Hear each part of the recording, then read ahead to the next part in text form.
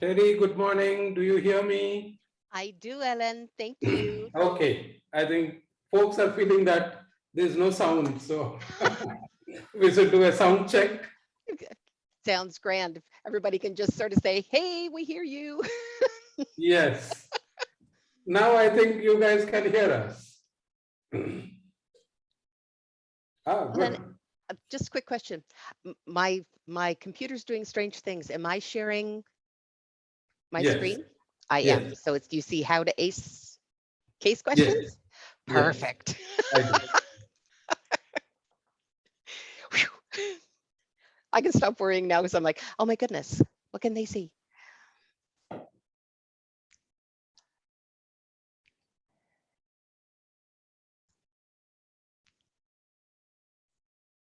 It's funny, like the 5 minutes before our actual Yeah. start time, it's like the longest 2 minutes ever. True, true. But it's great because it gives everybody a chance to get in the door. Yeah. Good afternoon, good evening, good morning, wherever you are. I see a lot of folks from South Africa. That's interesting. Some from India as well. I think there's a lot of different places, no? Canada, then I love that it shows us as a global organization. That's true, exciting. true, true, true, true. I see one of my student as well, Rebecca. There you go. Yes. Then who else are there? I think we are almost out on time.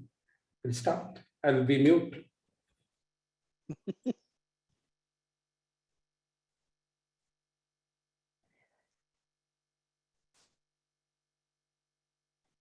Okay, we have about one more minute before we jump right in.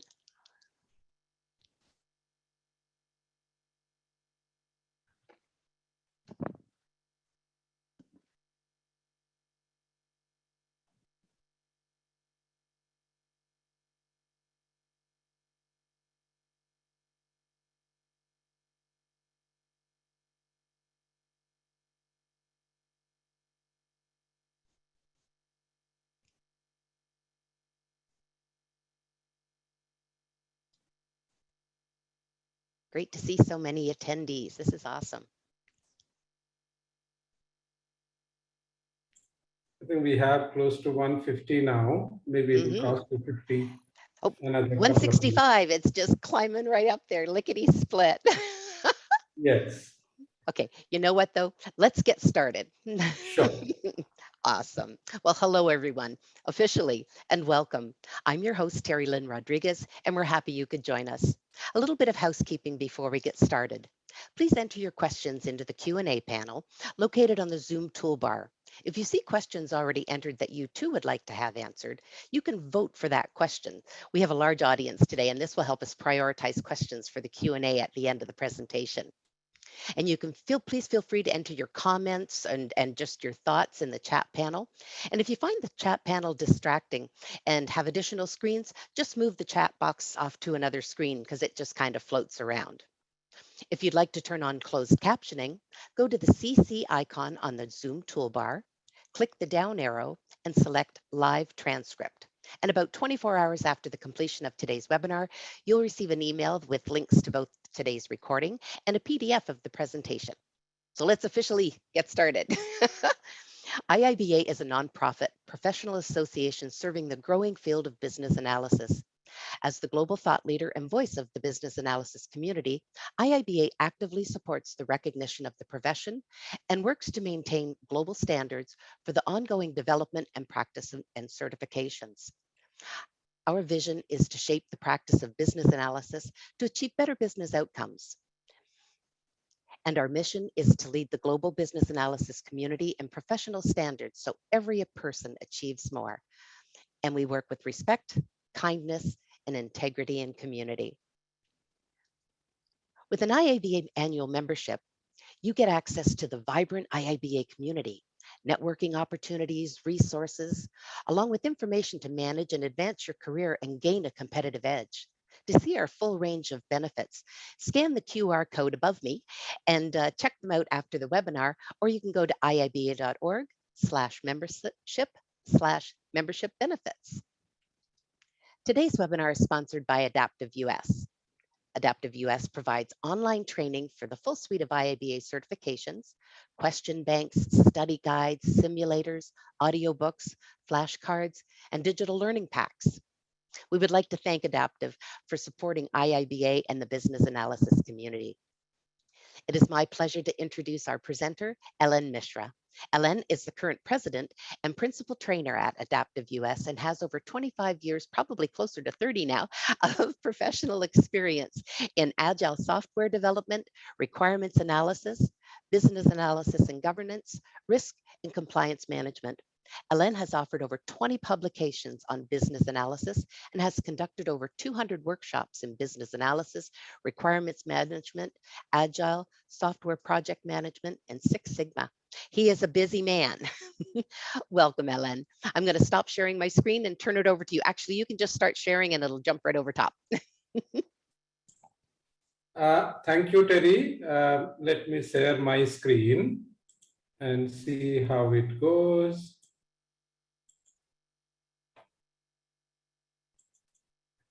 Is it all fine now? Okay, thank you. So welcome everyone. I'm glad to be here with IIBA for delivering the first webinar of this year. We started a little late. I think we should have done one more in February or March, but due to COVID and a few other situations, we couldn't do one. And this is a very interesting webinar because a lot of our students keep asking the case type questions, how do you handle them in the exam? And this has been one of the major troublesome factor, especially for folks who are looking at CBAP examination. So I'm going to take you through a couple of actual cases that you can run it with me. You can try to answer the questions with me, and we'll try to match the answers that you get and we got as a faculty team. So again, let me thank IIBA for enabling us in this journey. And to me, it's one of the best things that has happened to the world of business analysts. I started my career as a business analyst in 1996. That's precisely 26 years back. And in those days, we really struggled to get any kind of standard material and practice set to practice business analysis. So I did whatever I liked and whatever I learned practically. And because of my foolishness, lack of knowledge, whatever you call, I made a client lose about 6 million euros. That's because we were not taught formally how to do business analysis. So we did whatever came to our mind. I'm glad today that we have a proper standard in the form of BABOK. So many of us have studied BABOK now. The world knows about BABOK, and so many of us have got certified in the BABOK standard and other standards as well. So this is an amazing feat that we business analysts as a community have achieved, and I'm really happy that IIBA led the way. And because of IIBA, people recognize the role today much better. Organizations' role, business analyst value, and I'm quite confident that this field will prosper significantly in next 10 years and 15 years in time. We started a little late. I think we should have started a little early, but I think we have done a good job in last 10, 12 years. And I'm quite confident we will do much better in the next decade. So before I jump into the topic and discuss with you about the value of CBAP certification and all, I just want you to watch a video which was given to us by one of our students about a month back. This video came about a month back. She was our student about 4 months back. So she completed the training, she got herself certified, and what kind of value she has seen post training and certification. Take a look at her video. You can reach out to her on LinkedIn as well. So I'm just going to go to our website for a minute because the video is hosted there. So this is the video link. It's available on YouTube as well. So I'm just going to show you from YouTube. Just hold on for a second. I'm a business analyst. I'm a business analyst for a long time. I describe my job as helping everybody else do their job easier. So how can I help you study for your CBAP and make that path easier? Well, I would recommend that the US. Don't worry, she's our student, so she's recommending us, but don't take it that way. Right now. I tried learning from other places on my own, through group sessions, all kinds of different ways. And I just didn't feel like I had the foundation I needed to take the exam. When I signed up for Adaptive, I felt like they were going to offer all these different tools in order to pass the exam. And they did just that. They offered flashcards with multiple ways to use them, chapters in writing based on the weekly sessions, quizzes for those, mock exams, written modules for the modeling and the math part. That's something we'll cover today. Everything was thoroughly covered from multiple things. They went through the vocabulary, they went through the problems, they went through the modeling, they offered tips and tricks. All of it was done by exceptional mentors who were very available. No question was unanswered. From these courses, I was able to take my exam quickly. I passed with high scores that I was very happy about. Not only did it help me with my certification, but it helped me at work too. I was able to apply what I was learning, which helped me elicit requirements better, document them better, trace them, which I hadn't done previously, and track them all the way through development, testing, everything. So it's really helped me all the way around. The new job that I earned, that I got after my certification, has nearly doubled my paycheck, which has been really nice. But on top of that, the people that I work with in my new job, they recognize the value that these tools and tips and tricks that I understand so much better now add value to the work that they do. So in closing, a great group of people, supportive throughout, long term, they want you to succeed. They will be there for you. They're not just saying it.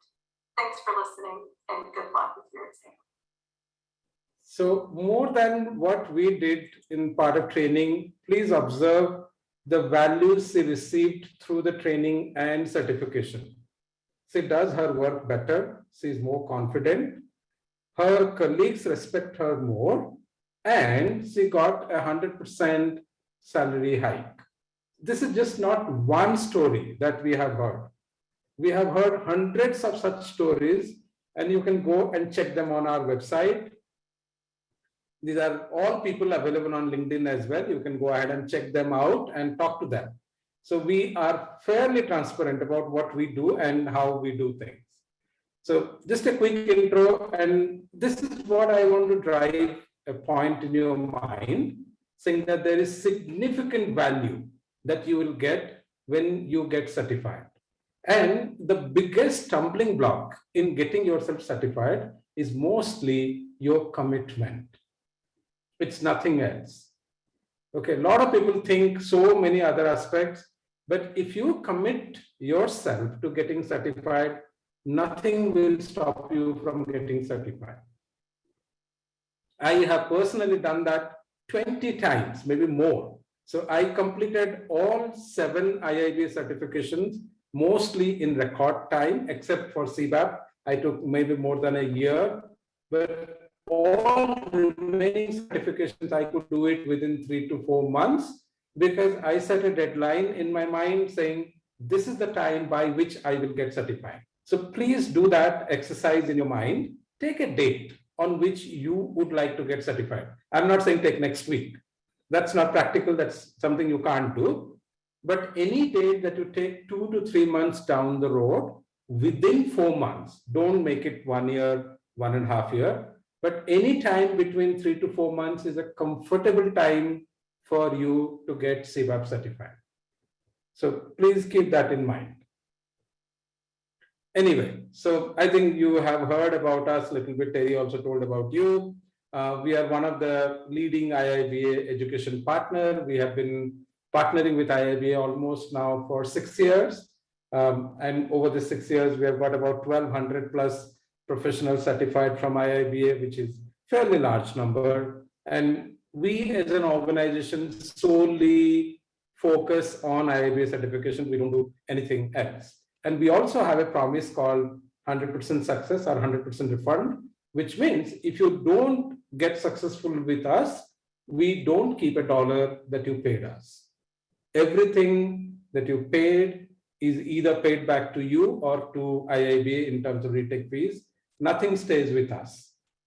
Obviously, we have an interest in getting you certified. Okay, so here is a quick poll. Terry, can we launch that poll?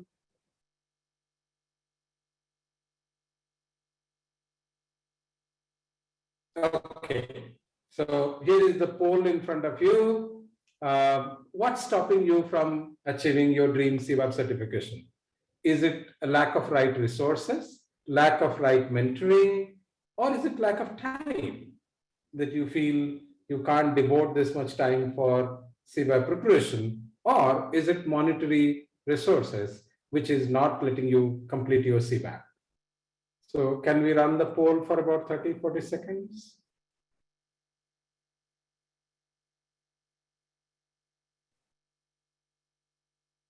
We got about 40, 50 responses, or how many we got?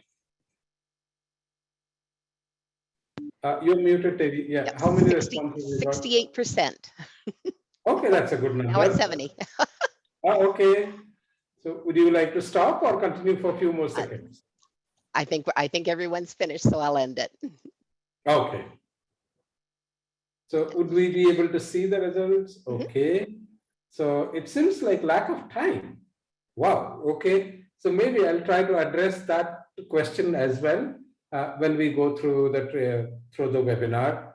At least a couple of tips I can always give you how to find extra time for yourself when you're preparing for the certification.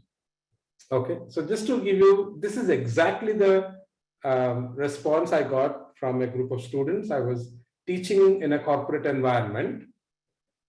So I was telling the students saying that you need 100, 120 hours of time to prepare for CBAP. So one girl stood up and said, Ellen, you are asking something too much. I start to work at about 7:30 in the morning.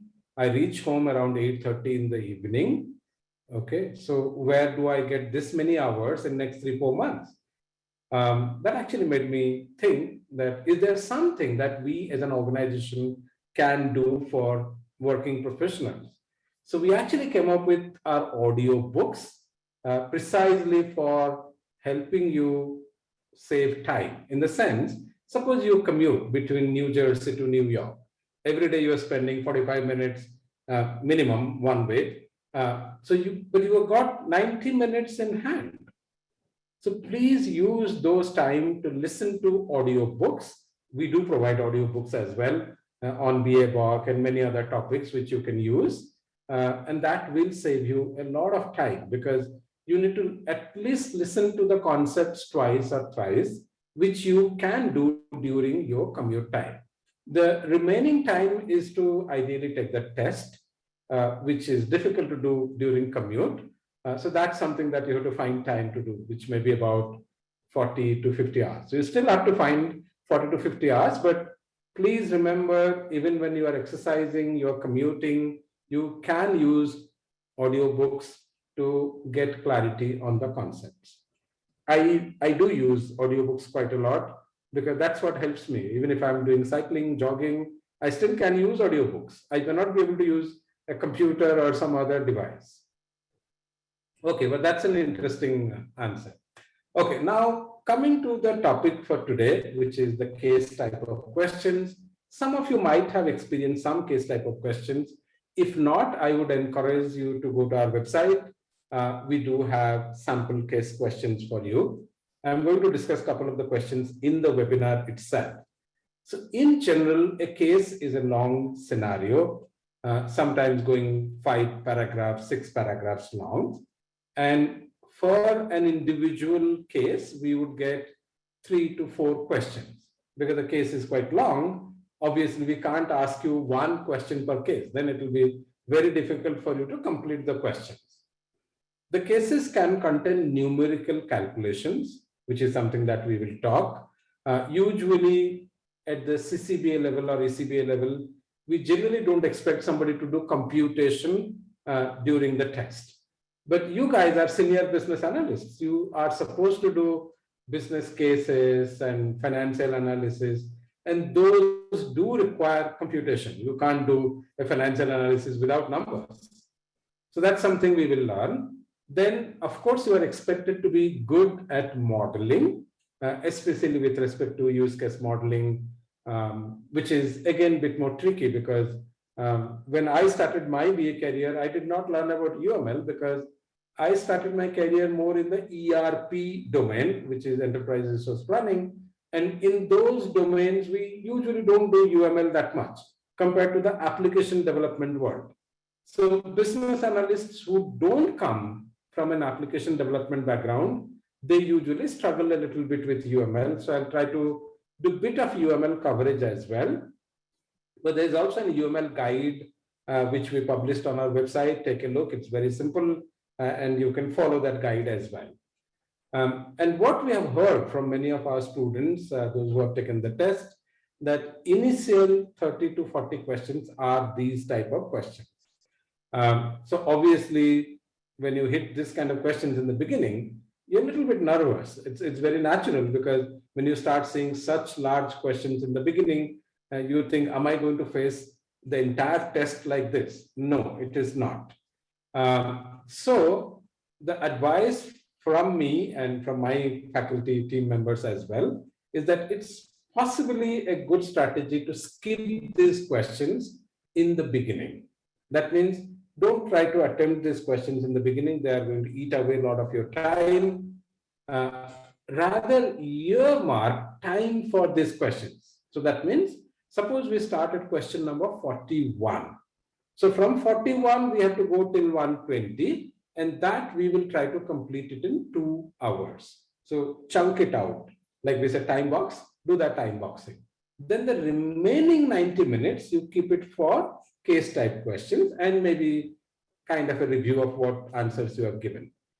So always remember, the question system allows you to go back to a question. It's not that because you have passed through one question, you cannot come back. It's not that way.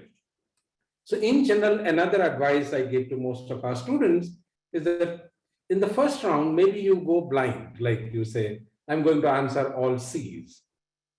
Okay. And you may ask me what is the rationale for that, because sometimes you may not get time even to come back and answer them for some unforeseen situation, or you are running a little slow compared to what you estimated. So at least you have attempted the question. To my knowledge, there is no negative marking in IIBA tests. So even if you get it wrong, you're not going to get penalized. But if you have attempted the question, there is some possibility or probability that you may get a credit for that. So maybe somebody from IIBA side can clarify if my understanding is right. And I hope someday IIBA will be a bit more open about their test pattern and sequence. But this is what I did, and I found it useful. But maybe you check with IIBA again to see if my assumption is right or wrong. Okay, back to our discussion. And as I said before, cases do take a lot of time. It's very natural because of the reading. And that's why we will try to do all scenario-based questions, which are the smaller format questions or sort of format questions in the beginning, in the first 2 hours. And then we have 90 minutes left.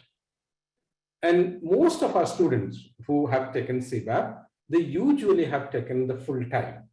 That means if you are allocated 3.5 hours, they tend to take 3 to 3.5 hours. If somebody says that I completed CBAP in 90 minutes, I really question that person's ability to take tests. Maybe the person is too much rushed into the test, or he or she is not thinking through, not reading the questions clearly. A lot of times we make that mistake. We don't read the question completely, and we make assumptions about the option. Please do that. Please make sure that you utilize the time available to you. You are not going to get penalized if you take 3 hours, 20 minutes. Okay. Then another simple advice to all of you is to do a good number of practice questions.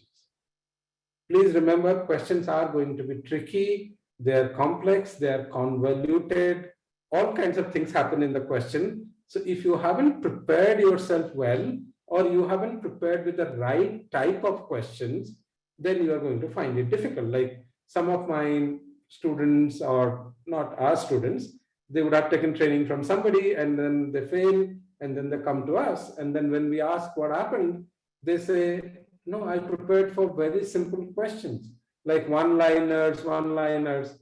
I said, how did you go for the CBAP test with one-liner questions? It doesn't come in the test. Okay, so please remember the two types of questions that you will get. Short scenario, about 3 to 5 sentences, and long scenario, which could be 15 to 20 lines of question. So please be prepared that you are going to face a fairly tough set. Okay, so I've just given here one kind of a layout of a question system. This is what I remember from my mind, but it can be a little different. But more or less, the question is on the top. There could be diagram, table in the middle or end, and then you will have a set of numbers, question numbers available to you at the bottom, which means you're at question number 20, 25, 30, and there will be a scheme to flag the question, saying that I have marked this question for future review. Okay. Another few caution for case questions. One, because the case is long, it's bound to have some amount of superfluous information. That means all the information that you read about the case, it may not be required to answer the question. So please keep in mind. Sometimes the extra information is just given so that you get confused. And then some of my students have come back and said that a lot of trick or the answer to the question could be in the last para of the question, because the initial para could be actually explaining the context or the company. There, finding the answer could be difficult. So some students say that they actually read the questions first so that they get a view of what the question is trying to ask, and then read the case, so that by that time they already have an idea in their mind what is it that they are actually looking for. Good. So now let me go to the first type of questions which I feel is important for us to understand, which is the number-based questions. And in BABOK, you'll find a fairly good number of techniques which talk about numbers. One of the large one in that bucket is actually financial analysis. And sometimes I find especially ITBAs struggling a bit about financial numbers, because some of them might not have done this type of work as part of their business analysis work, especially IT business analysis work, because somebody else might have done this work for them. Say, for example, when I participated in a large ERP transformation project, this work was done by Deloitte Consulting. So they did all the financial analysis and they suggested the client, you take this product, this much money is required, this is the value that you will get. Then the project got assigned to us to implement. So we were not there in the financial analysis stage. Irrespective of that, it's important for us to understand financial analysis, because as we become senior business analysts, we're going to talk to the leadership team in the organization. And the leadership team usually understands money quite a lot, because at the end of the day, businesses run for money. So in this particular technique, you'll find few terms which you need to remember and simple formulas which you should remember. One, there's a term called cost of investment, which means whenever we make a change, we are either building a product or buying a product from the market, and there is some investment that we have made into that product. Then to make the product go live, we spend another certain amount of money, maybe in data migration, in training our users. That's what we call it as cost of transition. So when we combine those two, we get cost of change. So it's a simple addition, nothing much. Then there's a term called cost of usage, which means when we use a product, we also incur certain costs over a period of time. Application maintenance cost, hardware cost, team member cost. There are many costs that you incur to maintain any product. So, and that's a periodic cost. So in general, what we do, we take a project and we calculate values for a certain period. Maybe the case will tell you, you calculate it for 5 years or 3 years or 10 years, whatever number of years, the case would indicate that to you. So I have taken it as 5 years, and that's how, if I'm spending 100K per year, I'm spending 500K in 5 years. Then a term comes called total cost of ownership, which is again abbreviated as TCO. And TCO is the sum of all the costs that you have. So in this particular case, we have a TCO of $1,200K. Now, any project that we do, we of course are expecting certain benefit. Otherwise, we will not do a project. So here I have taken a simple benefit calculation of 300K per year. So I'm getting a total benefit of 1,500K. But please remember, the benefits can be different for different years. So please read the case carefully to see if the benefits are similar or dissimilar, whatever numbers are given in the case. Then we have a term called return on investment, which is again a formula, net benefit, which I have written on top, into 100 divided by cost of change. So this is the investment return that we are getting. And if your project is able to give 15, 20, 25% return, it's a good project to go after. Then we also have a term called payback period, which is essentially the time that we take to recover our initial investment. So whenever we are running a project, every year we are able to make some gain out of the project. And we are, of course, incurring certain costs. So you calculate the gain per year, and when the total gain or the cumulative gain exceeds the initial cost of investment, then you say you're broken even, and that's the period that you have taken. Usually, if you can break even within 2 years, it's considered to be a fairly good project. But again, it depends on the organization and other factors.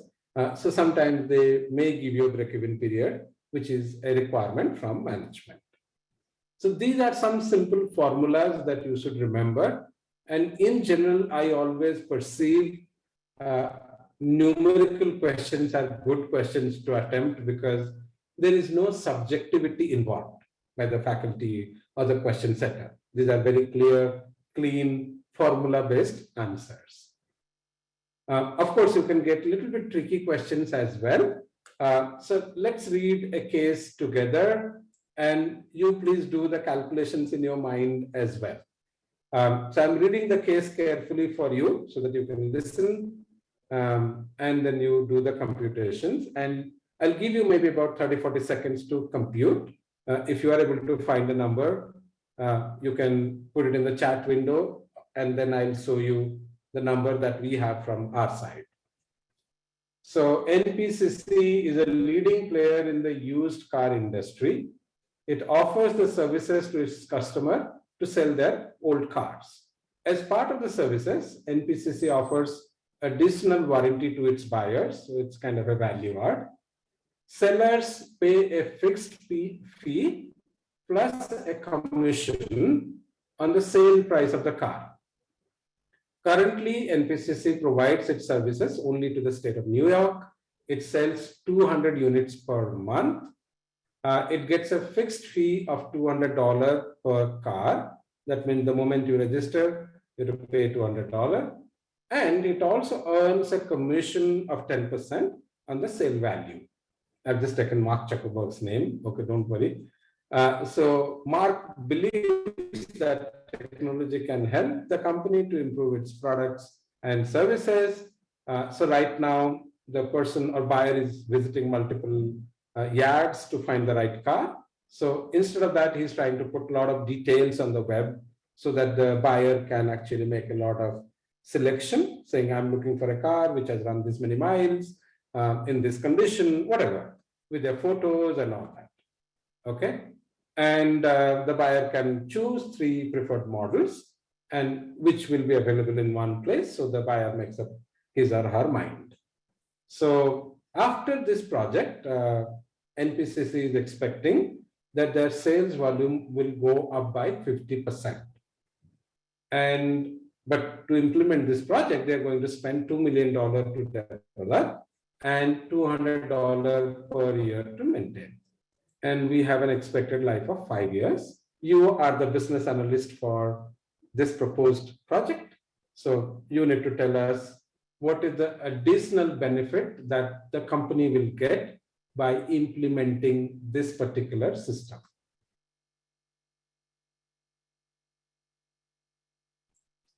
So shall I run the 45 seconds timer? Let me see if it runs. Let me see if it runs. Doesn't look like. Open, let me see what it does. I generally keep this timer for our students, but let me see if it is running. Yeah, it's running. But don't get paranoid with the timer. You focus on the question. That's just for me.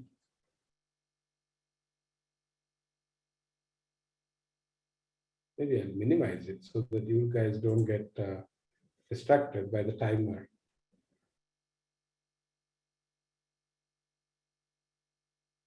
I think I would prefer a timer which just gives a beep.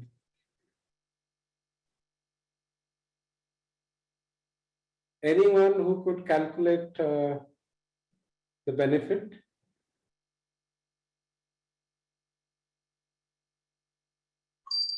Wow. Oh, it actually gives a timer time. Not bad. Okay. So And if everyone's answered in the chat? Yeah, if anybody has given.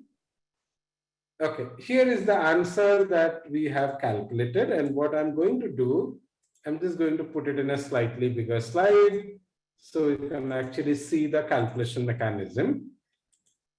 I think I should have done it before as well, but anyway, don't worry. I'm just going to put the answers here. So if you observe, the trick to calculate the benefits would be to find out how many extra units are you going to save. And in the case, it very clearly said you will sell 50% more. So we were selling 200. Now we will sell 100 units more. And how much money are we going to make? So we know there is a fixed fee of $200 and there's an average commission of $800 because most of these cars get sold at $8,000. So per car, we are making $1,000.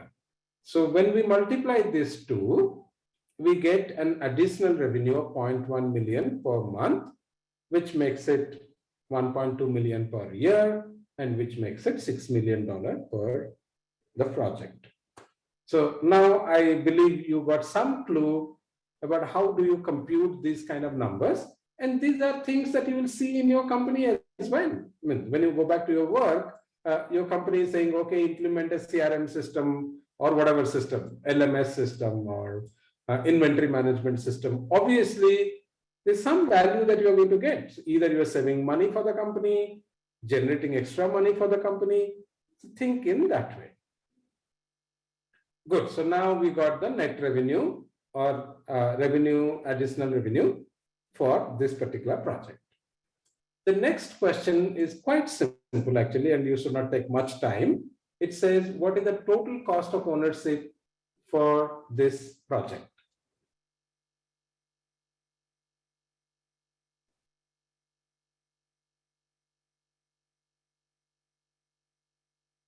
Anyone got option A? No? Okay. The answer is actually option D. Okay, it's not A, because if you read the case carefully, it very clearly says we're going to spend $2 million to develop and 200K to maintain per year. And we have to maintain this system for 5 years because we are saying the system has a life of 5 years. So all total, we are going to spend $3 million. This was a much simpler question to answer. Good. So this one is a little hard, but if you remember, what did we say? How much time will we take to recover the initial investment? Now, to answer this question, you have to realize the benefit for the year, which we calculated in the first question, which was $1.2 million. And we are going to spend 200K in maintaining. So net, we are going to make $1 million extra benefit per year. And when we take it, $2 million as the initial investment, we will recover it in 2 years. Okay. There are other couple of questions in the case. I'm going to skip it. You can do it yourself. The answers are available, but don't look at the answer. You do it yourself and then take a look at the answer. So such questions can always come, which are a bit tricky in terms of finding these numbers and all that. Then you may also find some questions on a concept called variance calculation, which means there is a target which the company has set, and it is either meeting the target or not meeting the target. So here, like say, for example, we had set a target of 500K as a revenue for us, but we hit only 440K. So we had a variance of 12% negative. And if that is acceptable to management, good. Otherwise, you have to do something to find out what to do to close this variance. So this is one set of calculation. Balance scorecard, I will leave it. I'll probably explain the formula a little bit better. You would actually see a lot of calculations which are based on this formula. Okay, I'm just highlighting that formula for you. This is the formula that is used for many techniques. Like this is used for balanced scorecard. This is used in decision analysis. So essentially we do a criticality scale, like you see here, criticality scale, and you do a performance rating. So when we are trying to compare two products, to choose one of them, we generally would take a sum of criticality scale into performance rating. So this is one simple formula you can remember. Then there is also a technique called process analysis, which some of you might have done, and your CBAP and many other techniques are very similar to this. So I actually created this for a university, and we wanted to do a very quick process analysis for them. So I created 3 columns: value addition, cost addition, time addition. And then I created something called value index, which is value by cost, speed index, which is value by time. And whenever I find the value index or the speed index to be very low, those are the tasks which may require relook. Are these tasks worth doing? Can we outsource it or do something? So again, as a business analyst, often you are looking at which tasks are most valuable that you should do and some tasks that you should outsource. Again, risk analysis is very similar to the formula that I gave you. Impact into probability, you get a number and you add them up. Good. So these were few questions on numbers. And let me switch my gear to diagram-based questions, because there are plenty of diagrams in BABOK which you need to understand. So one of the diagrams which I have put here is called the state chart diagram. And some of you might have taken a look at this kind of diagram. So of course, there'll be a long case before it. But the questions are, we're trying to understand, would you understand these diagrams very well? Like say, for example, look at question number 1. Can a requirement in the reviewed state be cancelled? Okay. So if you observe, reviewed state is here, the cancelled state is here. The connection is happening from here, which is essentially a super state of reviewed, which means a requirement in any of these states can be cancelled. So that's how you need to interpret the diagram. Similarly, for a requirement to get closed, it has to be in the in progress state because the connection is happening from here. So when you look at these diagrams, please understand the conventions, the arrows, the symbols, what they indicate. There are many symbols that come up in UML, and you should be careful about observing those symbols. Actually, I have asked a very interesting question because I drew this diagram long back. Then I remembered that I made a mistake in this diagram because I was not careful enough that time. But I said, okay, let me keep this diagram as a question for my students to see if the students can find the fault. Okay, so if you can find the fault, you can tell me.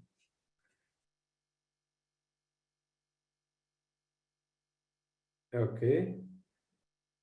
Now comes another diagram, which is probably one of the most complex diagrams in BABOK, which is called the data model. And in data model, you will actually find a lot of variety of symbols. Okay, so here you find one kind of a class diagram. Here is the class name. Here are the attributes of the class. Here are the methods for the class or operations for the class. Here is one symbol. There is another symbol here. There is another symbol here. So please understand these symbols very, very well. Of course, you will also find something interesting like 0 dot dot star, 0 dot dot star, 1 here, 0 dot dot star here. All this nomenclature should make sense to you. I'm not going to teach everything here today. It's just to tell you that these are symbols which are important for you to understand. And please go through a few questions on UML. These are sometimes, as I said before, if you don't come from an application development background, these are harder concepts. And most of the BAs that I know of, many of them came from application development background. So they are familiar, but some BAs may not be familiar. So suppose we'll take a look at this question number 1. Is it possible that a user does not belong to any project as per this diagram? So now let's take a connection between users and project. And here we find these numbers like 0 dot dot star, 0 dot dot star, which means from a project, when I look at a user entity, I find a project or any project can connect or be associated with 0 or many users. That means a project may have user, may not have user, may have many users. Similarly, when you look from the user angle to the project angle, you will find 0 dot dot star at the far end, which means a user may be associated with 0 projects, 1 project, or many projects. So that means it's possible that a user does not belong to any project as per this diagram. Whether that's the right rule or wrong rule, I don't know. But when you are given a case and you are given a diagram, you stick to the case and the diagram. Okay. Similarly, let me take the question like, can we update requirements history? Another question. So when you look at the requirements history table or entity, there you find certain attributes, and in that attribute you find update. But in operations, you don't find any operation which is for update, which means we actually can't update requirements history as per this diagram again. So what is this update attribute doing here? This is an attribute probably by definition a lot of companies keep because they want to capture when was the last time it got updated. So please observe all the update information, add, delete, they are all here in the bottom part, and all the attributes are here in the top part. Helen, Okay. Yes. Ritu was just wondering if you could please explain the second question. Okay. Can defects be imported into the system? Now look at the defects class and observe the operation, because import is an operation. ID, defect ID is an attribute. So be clear. Okay. So if you observe the operations, what kind of operations we have? Add, update, import, export. That means the system permits defects to be imported. So you can actually observe these names and the names here. So these are the information capture for the entity, and these are the operations capture for the entity. Okay. Good. So I think I still have a couple of minutes. So maybe I will take one more question from here. Okay, I think I have covered this question. This question also I have covered. Okay, so before I kind of jump on to a little bit about us, what we do, I will show you a place which you can go and you can actually get a lot of extra questions, including case type of questions and their answers here. So please go to this portal called thinkific.adaptiveus.com. And here you can actually register for the CBAP trial course. I think here I have already logged into one of our colleagues' account. So you'll find view more courses and go to these ones. Free BA training, I think so. Yes. So here actually you will get 50 mock questions.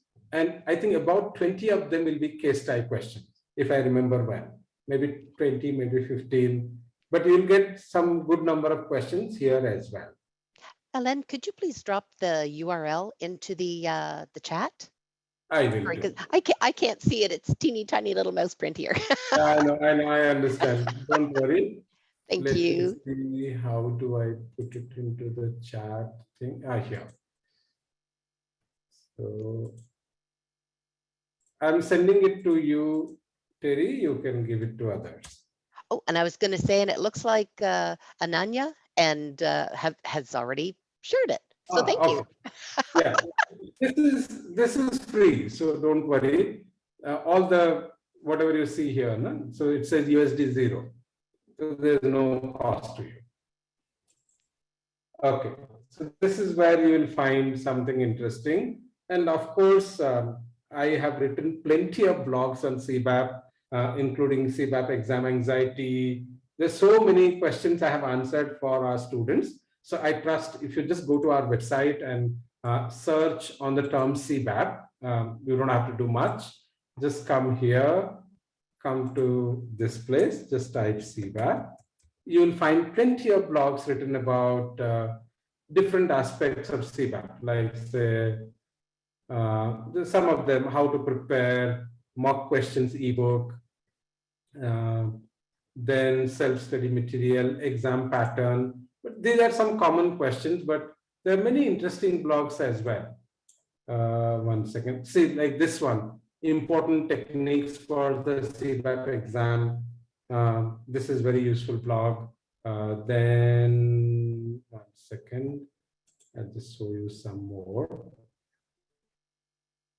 Somewhere I should actually list these blogs a little better. This one is interesting, how to remember 50 BABOK techniques. So this is something that I will give you a link, you can download. Then this one is again a very interesting blog because I find a lot of students getting very anxious when they actually go towards the exam time frame, and they get very anxious, and this anxiety actually makes it worse for them. So there are a few tips which I have given, like eat healthy, eat light, sleep well, okay, and never think that your preparation is inadequate. There's some people whom I find they always feel, even if they have studied for 150 hours, they'll still feel I'm not adequate or I'm not adequately prepared. Don't think like that. Then a very, very detailed activity list for you. What you should do 7 days prior, 6 days prior. So this is a very interesting blog. And there are, of course, many other blogs in the website which you will find interesting. Okay, back to what we do as a company. As I said, we provide a lot of quality content. We are glad enough to achieve 600 CBAP success mark this month. We also reached 1250 overall IIBA certifications. You can look up about our trainers on the portal. All of them are business analysts with about 25 years minimum BA experience. We have been working on this space for quite long, so we understand the certification journey quite well.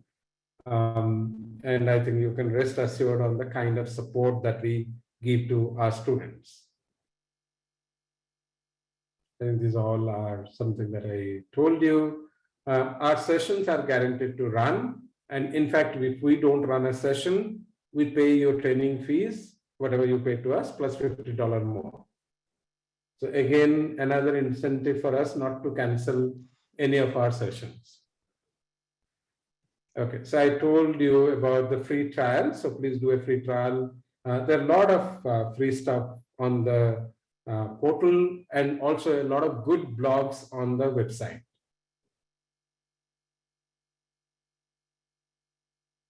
So whole lot of things. And finally, there is a link which I would like you to keep with you. This is a very interesting book which we created, which is a summary of the 50 BABOK techniques.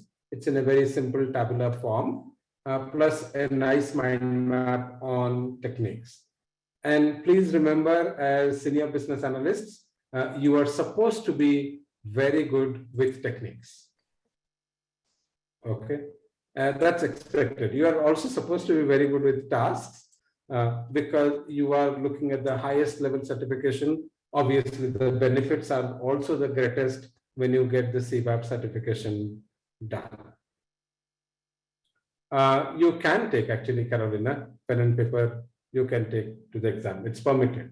2 sheets of white paper, but you are not allowed to take a calculator or any other device.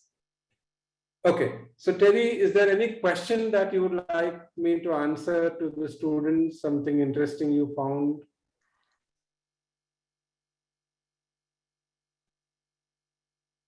Which you would like me to answer?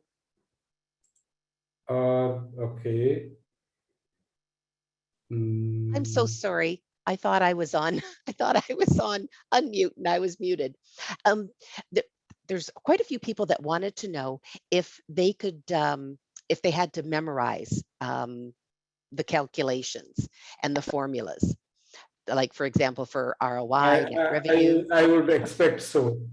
At least some basic formulas, I think you should remember. Without them, you will not be able to compute these ratios. Okay, and they're not allowed to take like a reference sheet into the exam, correct? No. You're not supposed to carry anything with you. Okay, that's But because these are simple additions, divisions. We are not looking at some complex calculation, no. Okay, but as a business person, you're supposed to know what is ROI, what is value, what is benefit. These are expected calculation mechanisms. Okay, understood. Now, a lot of people have been asking throughout, and I apologize. I'm hoping that everyone's getting the little message that I've sent, that today's session is being recorded, and within 24 hours from the end of today's session, you'll receive an email at the address that you registered with that has a copy of a PDF of the presentation and also a link to the recording. So you'll be receiving that tomorrow. So Sure. we have some limitations with adding, like with just giving you an actual, like the actual PDF itself. And because we're doing things very quickly and on the fly, we didn't get a chance to link it. So you'll already be receiving that tomorrow. Let me just think. There was I can do one thing, Terry. If you send across these chats, maybe I'll be able to answer most of them. Like some of them I saw, can you take virtual exam? Yes, you can take the exam from home, nothing to worry. Then somebody asked what's the difference between self-guided and expert training. This is about the amount of support that you receive from adaptive. In self, you only get the content. In guided, you get limited faculty support. With expert, you get all the faculty support. And someone was asking Um, about, and I think this is very key, that because it's sort of your ultimate resource guide. It's like, do you need to read the BABOK prior to joining the training sessions? Or like, we don't expect. We take you through by BABOK. So don't worry so much. I mean, if you read it once, it's okay, but don't get heavy-headed, because I know BABOK is a very large document. Sometimes it can frighten you. So don't worry so much. In fact, if you would like to read something, I would rather say read the core standard. Core standard is available with IIBA as well. It's a free document you can download, and I trust all of you are IIBA members. If you are not an IIBA member, the first thing I will say is be an IIBA member. That's one of the finest investment that you can do for yourself. well, and with the link that I showed you, or you can scan it with your phone, the little QR code above me, it takes you to the page that explains what all the benefits are for those who are not IIBA members. And you also have access to our online library that has over 11,000 books, videos. So there's a rich environment of information out there. Join your local chapter. You just pay your membership fee. Also covers membership at a local chapter, and you're actually a member of every chapter in the entire world. So you can, if it's a meeting looks interesting, you want to join in India, you can just join. If there's a meeting in Timbuktu, I don't think we have one there, but we truly are a global organization. So there's lots of opportunities to interact, just like you've done in chat today, but on a much more enriched level for sure. So just because I think we might have some people that are maybe new to business analysis. So we've got a question that Anshar just wants to know the difference between an ECBA and a CBAP. Just very quickly. It's the master level course versus the beginner level course. So if you are a new BA, you start with ECBA. Okay, so it's like high school, graduation, post-graduation. So you generally complete high school before you do graduation. Okay, well, we're right at the top of the hour, Ellen, and I just want everyone to know if there's any questions that we didn't get to, I will capture them all and give them to Ellen, and he'll be able to, he can send you off a quick email to answer your questions. And I just want to take this opportunity to thank each and every one of you for joining us today. If you're an IIBA member, awesome. You already know all the great benefits that come along with your membership. And if you're not, I encourage you to go to our website and just see what you're missing out on. And Ellen, thank you so much for your incredible commitment to IIBA and the entire BA community, and for leading us through how to ace our CBAP exams. Thank you so very much. Take care, everyone. Thank you, Terry, and safe. Thank you everyone for joining us today. And again, as I said, please be a member of IIBA. You also get a significant discount on your CBAP exam. So that's again added plus. Okay, bye-bye everyone. Take care everyone, bye-bye. Yeah, bye-bye.